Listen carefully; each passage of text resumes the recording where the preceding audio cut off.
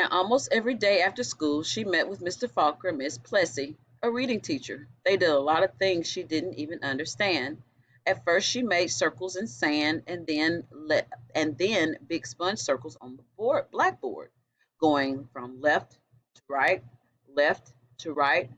Another day, they flicked letters on a screen, and Tricia shouted them out loud. Still other days, she worked with wooden blocks and built words, letters, letters, letters, words, words, words, always sounding them out, and that felt good. But though she'd read words, she hadn't read a whole sentence, and deep down she still felt dumb. And then one spring day, had it been 3 months or 4 months since they had started, Mr. Falker put a book in front of her. She'd never seen it before. He picked a paragraph in the middle of a page and pointed at it, almost as if it were magic or as if light poured into her brain. The words and sentences started to take shape on the page as they never had before. She marched them off to slowly. She read a sentence, then another, and another, and finally she read a paragraph, and she understood the whole thing. She didn't notice that Mr. Falker and Miss Plessy had tears in their eyes.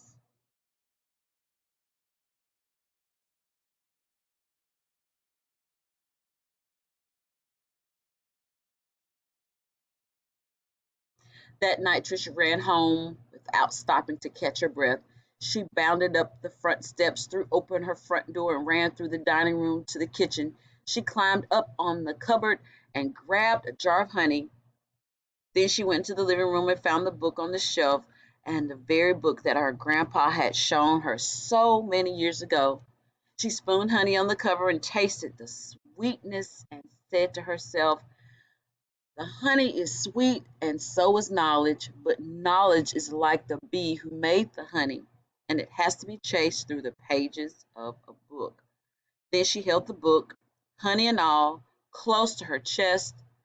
She could feel tears roll down her cheeks, but they weren't tears of sadness. She was happy, so very happy.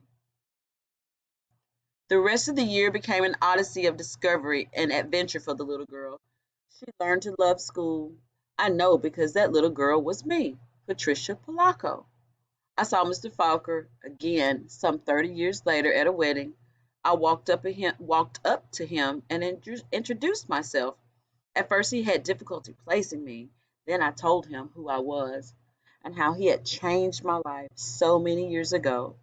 He hugged me and asked me what I did for a living. "Why, Mr. Falker," I answered, "I make books for children." "Thank you, Mr. Falker. Thank you."